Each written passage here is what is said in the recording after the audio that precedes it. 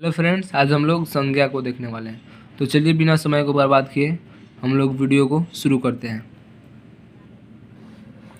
तो हम लोग देख लेते हैं संज्ञा क्या है। संज्ञा क्या है, ठीक है, या संज्ञा किसे कहते हैं। तो संज्ञा हम लोग को पता है, या हम लोग को बचपन से ही बताया गया कि संज्ञा किसी व्यक्ति, वस्तु, स्थान, नाम आदि को संज्ञा कहते हैं, ठीक है। अब हम लोग संज्ञा के प्रकार को देखते हैं।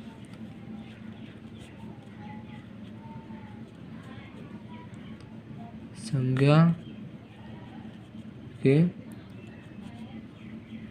प्रकार। तो संज्ञा हमारे 5 प्रकार के होते हैं। कौन कौन? तो पहला हमारा है व्यक्तिवाचक संज्ञा। तो व्यक्तिवाचक संज्ञा।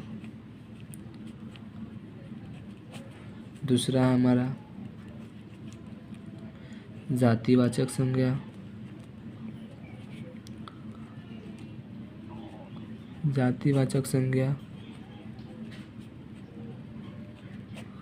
और हमारा तीसरा है समूहवाचक संज्ञा। समूहवाचक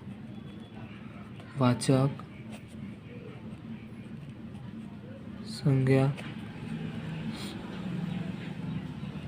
और चौथा है द्रव्यवाचक संज्ञा।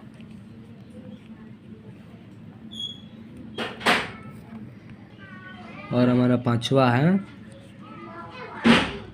भाववाचक संज्ञा। भाववाचक संज्ञा। अब हम लोग देख लेते हैं व्यक्तिवाचक संज्ञा क्या है। व्यक्तिवाचक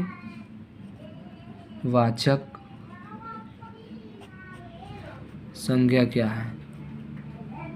संज्ञा क्या है या किसे कहते हैं, ठीक है। तो जिस शब्द से किसी खास व्यक्ति, वस्तु, स्थान के नाम का बोध हो उसे व्यक्तिवाचक संज्ञा कहते हैं। व्यक्तिवाचक संज्ञा कहते हैं, ठीक है। जैसे में हमारा हो गया ताजमहल। ताजमहल, ठीक है, ताजमहल। तो अभी हम क्या बताएं, जिस शब्द से किसी खास व्यक्ति, वस्तु, स्थान के नाम का बोध हो उसे व्यक्तिवाचक संज्ञा कहते हैं। जैसे ताजमहल, ये तो खास नाम है। जैसे अभी आप मानिए आप जिस घर में बैठे हैं, आप उसको तो ताजमहल बोल नहीं सकते। जब भी हम ताजमहल बोले या कोई भी बोला तो आपके ध्यान में सबसे पहले आएगा कौन? ताजमहल, जो आगरा में स्थित है, ठीक है। तो वो एक खास स्थान का नाम है, खास जगह का नाम है, ठीक है, आगरा। जैसे अगर मानिए मोतिहारी,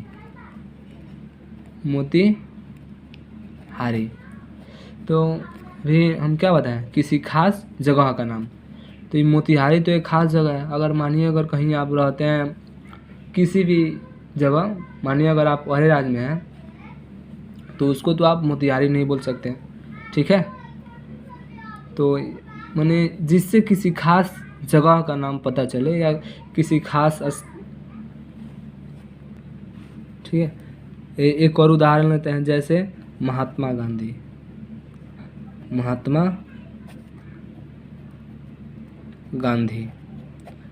गांधी भी नाम एक खास नाम है। जैसे हम बोलें कि महात्मा गांधी कौन है, तो वो आपको याद आएंगे जिन्होंने हमारे देश को आज़ाद कराने में सहायता की, ठीक है। अगर कोई आपसे महात्मा गांधी को पूछ रहा है तो आप तो नहीं बताएंगे कि हाँ महात्मा गांधी वो है, ये है, नहीं, ठीक है, वहीं याद आएंगे, ठीक है। तो ये किसी खास व्यक्ति, जैसे राम, सीता इत्यादि, ठीक है, इत्यादि। व्यक्तिवाचक समझ में आया। अब हम लोग दूसरा देखते हैं जातिवाचक, जातिवाचक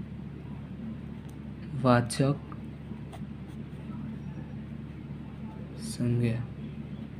अब जातिवाचक संज्ञा क्या है? जिस शब्द से पूरे जाति का बोध हो उसे जातिवाचक संज्ञा कहते हैं। जैसे हम कह सकते हैं लड़की, ठीक है।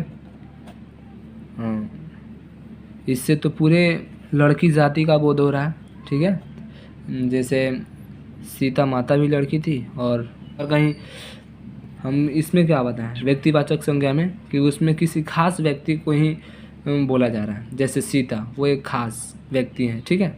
इसमें लड़की, इसमें सब कोई लड़की, इसमें पूरे लड़की जाति का बोध हो रहा है, ठीक है। जैसे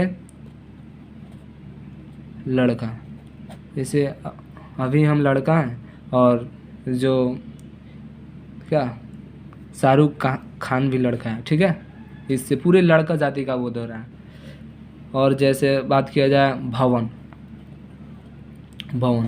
हम इसमें बताए हैं व्यक्तिवाचक संज्ञा में कि जैसे ताजमहल को हम लोग अपने घर को ताजमहल नहीं बोल सकते, ठीक है। वैसे ही हम भवन तो बोल सकते हैं। अगर हम वहाँ गए तो उसको ही भवन बोल सकते हैं और अपने घर को भी भवन बोल सकते हैं। यानी भवन से पूरे घर का बोध हो रहा है, यानी पूरे भवन का बोध हो जा रहा है, ठीक है। तो ये जातिवाचक समझ में आया? आप लोग कमेंट में बताइएगा। हाँ, और तीसरा हमारा है समूहवाचक संज्ञा। हमारा तीसरा क्या है? समूहवाचक संज्ञा।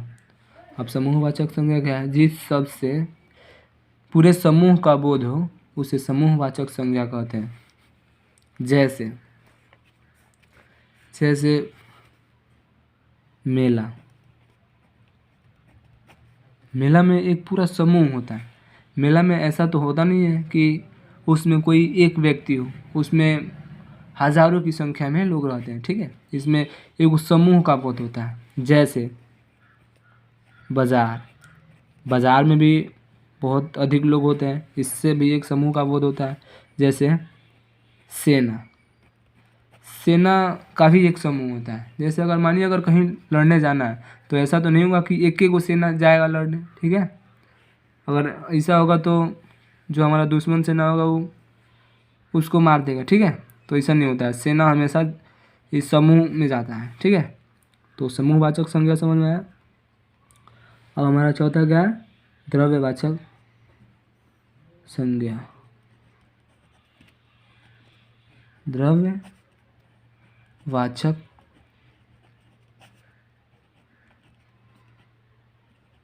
संज्ञा। अब द्रव्यवाचक संज्ञा क्या है? जिसे मापा या तौला जा सके उसे द्रव्यवाचक संज्ञा कहते हैं। जैसे चावल को भी हम लोग माप या तौल कर ही खरीदते हैं। जैसे तेल, हवा, ठीक है। तो आप लोग बोलेंगे सर यहाँ पे हवा होगा, हवा को हम लोग माप या तौल कर खरीदते हैं? तो हाँ, हम लोग बिल्कुल माप या तौल कर ही खरीदते हैं।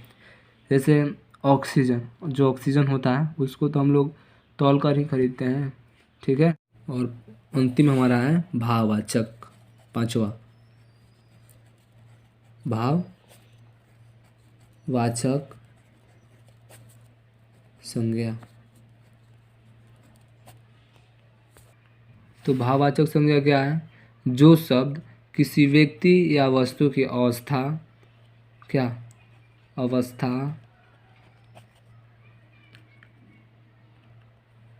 दशा और भाव प्रकट करे उसे भाववाचक संज्ञा कहते हैं। जैसे यानी जिसको सिर्फ महसूस किया जाए उसे भाववाचक संज्ञा कहते हैं। जैसे हमारा हो गया बुढ़ापा। अब इसको सिर्फ महसूस, बुढ़ापा यानी कि बुढ़ापा, इससे बुढ़ापा भाववाचक संज्ञा है। इसको सिर्फ महसूस किया जा सकता है, ठीक है, कि हाँ वो आदमी बूढ़ा हो चला है या बूढ़ा हो गया है।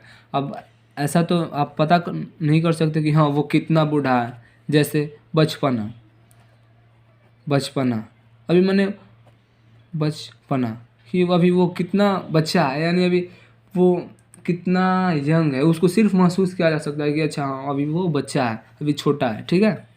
जैसे प्रेम, प्रेम को भी सिर्फ महसूस किया जा सकता है, ऐसा तो नहीं है कि कोई पता कर सकता है कि हाँ वो मुझसे कितना प्यार करता है या करती है, ठीक है। तो प्रेम भी भाववाचक संज्ञा है। तो हम उम्मीद करते हैं कि आप लोगों को संज्ञा बहुत अच्छा से समझ में आया होगा। तो आज के लिए बस इतना ही। थैंक